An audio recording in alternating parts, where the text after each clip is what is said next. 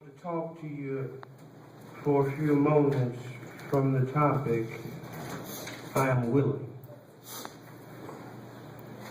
Throughout history, leprosy has been a fear for mankind.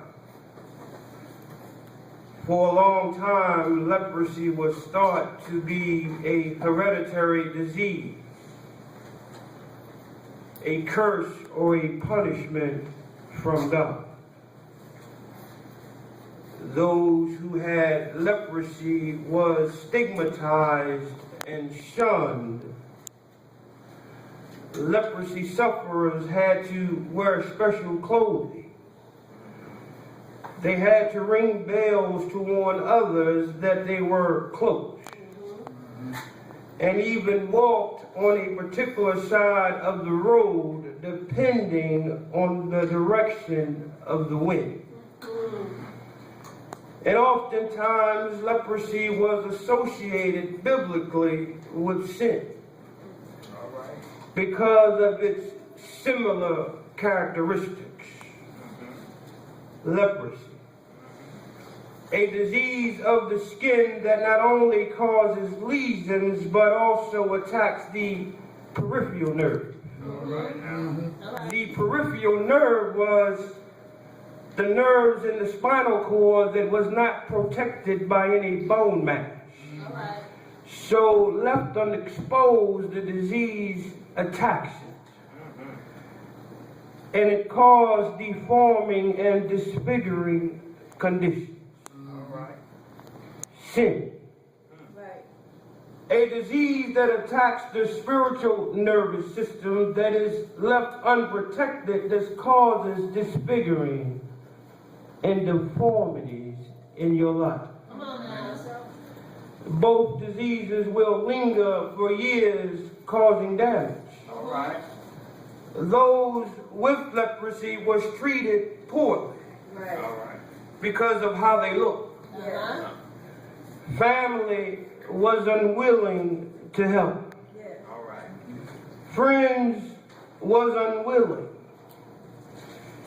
And even though there were doctors available, not even the greatest medical mind was willing.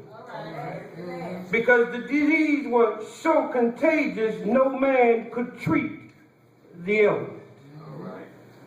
I propose to you that some of us are experiencing some symptoms.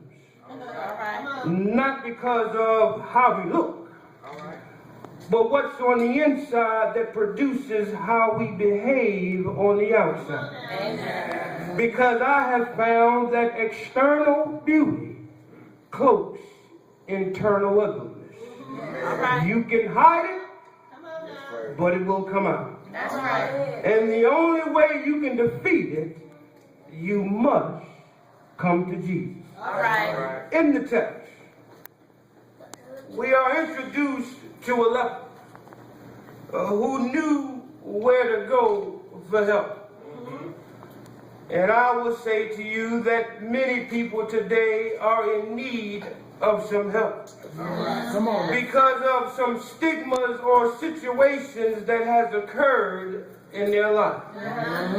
And oftentimes we will allow our circumstances to dictate the course on how we should proceed. Or how we should handle our situation.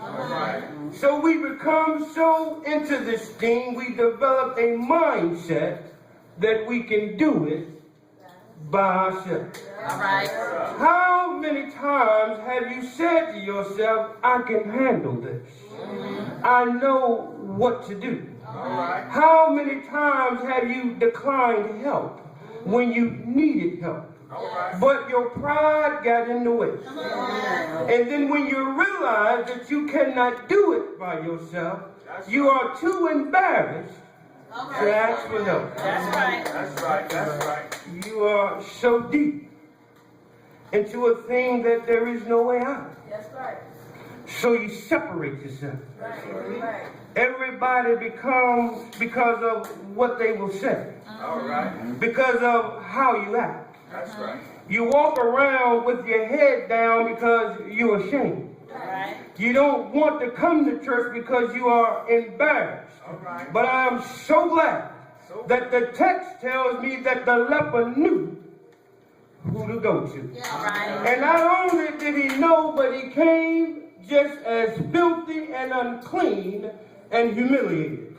This tells me that I can come to Jesus just as I am. You gotta preach, Jesus. You gotta preach. I heard the leper say, Lord, if you will.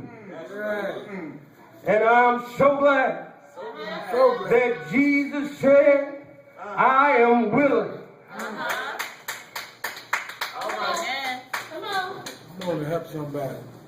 Sometimes we can lose sight of Jesus.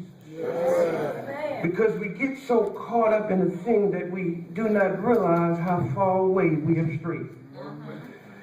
And it's hard to get back because we are not sure how to come back. But it's here in the text that the leper came and knelt before the Lord. And kneeling is a part of humbling. In the text, the leper models a humble approach. It makes a humble request. Jesus says, I am willing. Be clean. The statement here was a green light from God. It says the time has come for the healing to occur. Whatever the purpose the leper may have served, it has been accomplished because Jesus said, I am willing.